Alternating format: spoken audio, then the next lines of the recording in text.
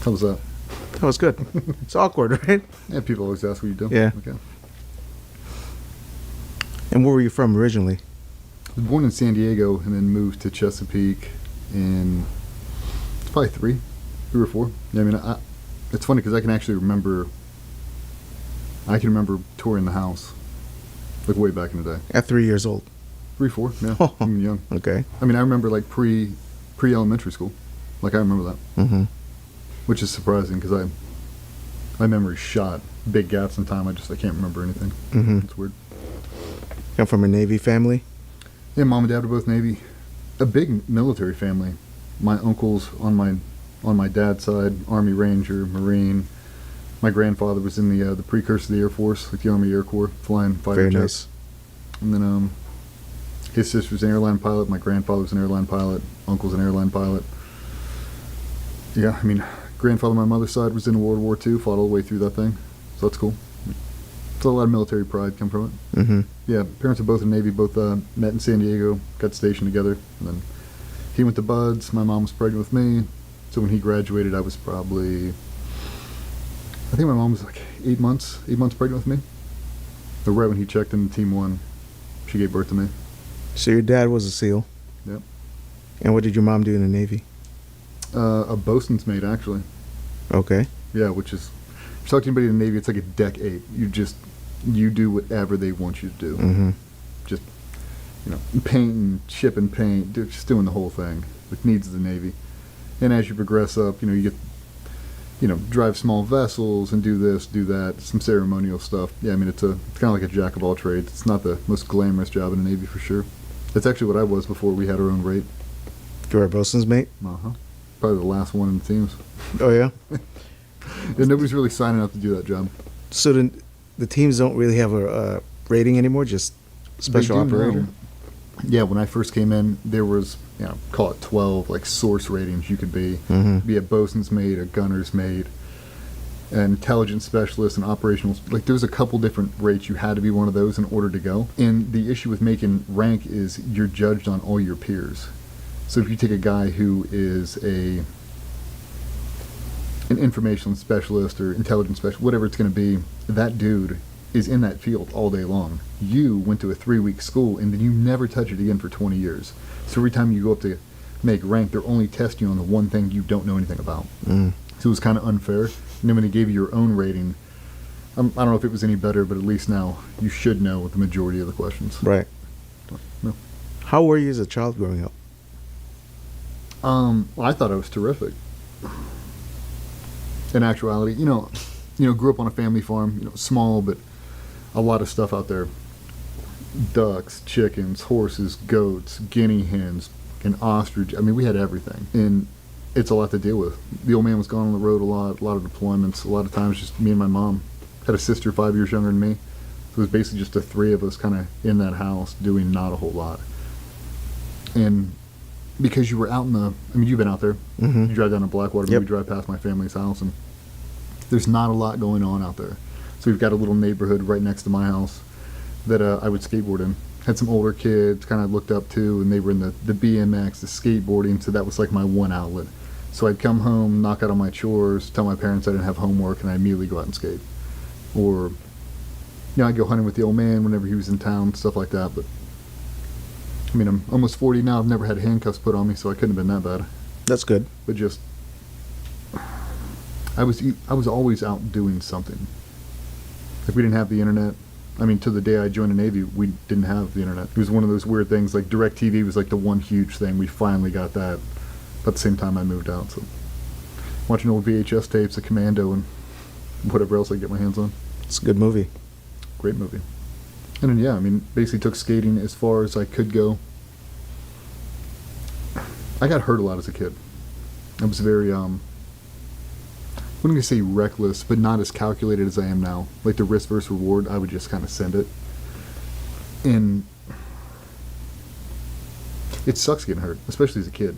Mm-hmm. Because you don't know anything. Like, you're very new in your own vessel, and now you break an arm, or you break a foot, or you do something. It's like, it really kind of derails you from the one thing that I had looking forward to, was skating. And now anytime I get hurt, like, that was my punishment. You got hurt, you got punished. Like, now there's no skateboarding. oh, like I really don't want that. I really just want to spend all my free time skating. That's all I ever wanted to do. And you still got that thing in the back of your mind, like, you can't get hurt. Why? And that was my old man's big push. He's like, if you get a bunch of screws pumped in you, the Navy's not going to take you. You'll never be a SEAL. You'll never have the opportunity to go. Mm-hmm. And that was like the one thing always hanging over my head. Is you can't get in trouble because of this. You can't get hurt because of that. If any of these things happen, then you can't go. It's like, it's a lot to process as a little kid. I mean, because that's been around my neck as long as I can remember. Was being a SEAL something that was ingrained in you? Yeah. That they wanted you to become a Oh, SEAL? for sure. Yeah. Did you want to become a SEAL? You know, you're so young when that is spoon-fed into you that I don't believe you really know what you're saying. Like, it sounds cool in theory. Like, oh, you get to be a commando. You're like, cool. You don't really know what that means. Mm-hmm. And most of the people joining the pipeline, you don't really know what that means. I got to see it in real time.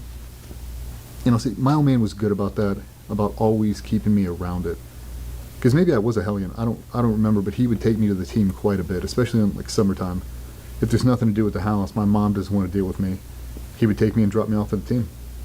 I'd roll in there and I'd be 10, 11 years old, and he'd walk me right to the Team 2 gym and just leave me. Like, there were 4 or 5 areas I could go into the team where nobody would mess with me, and I'd spend hours in the gym, hanging out with all the new guys. Just working out? Watching them lift, just seeing what they do. And, you know, they'd be in there talking shit to me, messing with me. It was great. Like, I loved it. And where was he? Maybe upstairs in like the platoon hut having meetings or doing whatever else, and he just dropped me off. I had kind of free reign around that whole base. Kind of just run around. I'd go to the library and watch movies. I'd go to the gator pool and go swimming. I'd do kind of whatever you wanted to. It wasn't bad.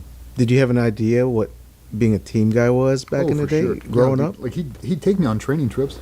Oh yeah. So like, he'd teach like a big demo trip, and I'd go out there. We'd stay in tents. We'd stay in the barracks with the guys, and he'd be running a course, and I'd just be sitting in the back.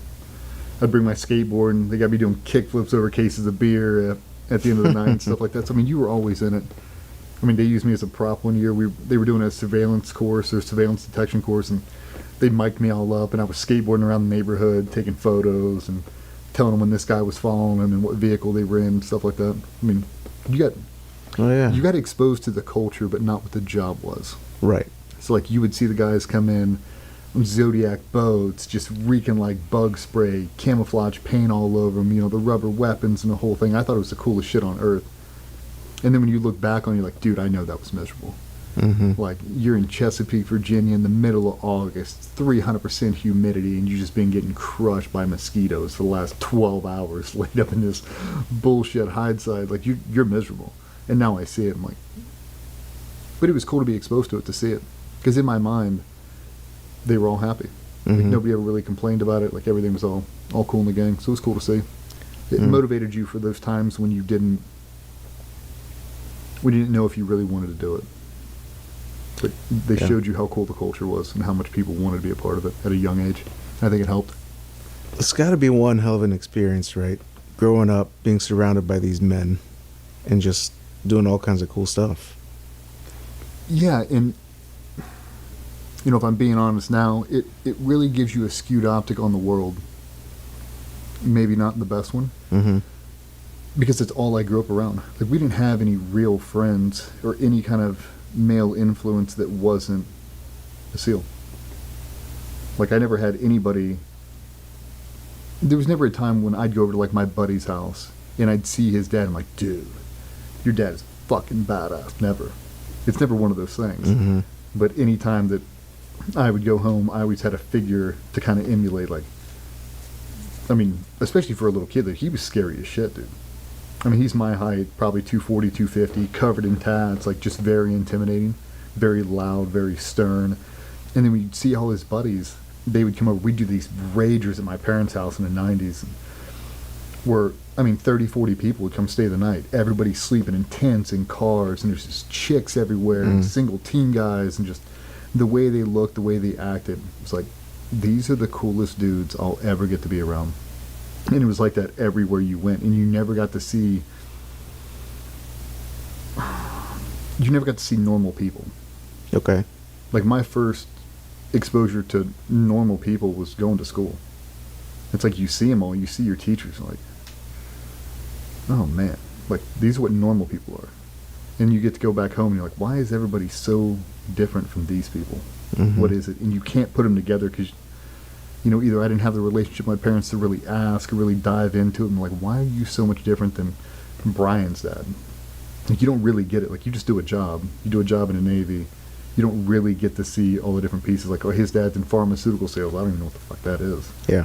But there's something definitely different. Like, when Brian's dad comes home, it's very different when my parents come home, when my dad comes home. Like, the stuff they talk about, the stuff they do on the weekends is very different. The movies they watch, the communication. And, I mean, we talked about that before. Like, I feel like my growing up, my childhood was like my old man was raising a new guy. Mm. Like, a lot of it was tough love. A lot of it was do as I say, not as I do.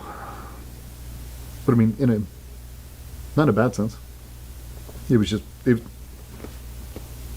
wasn't any, in my experience, there wasn't any difference in being raised by him and then checking into a team and getting the old guys to do knowledge transfer on you. It was no different. It was the exact same thing. It's almost safe to equate it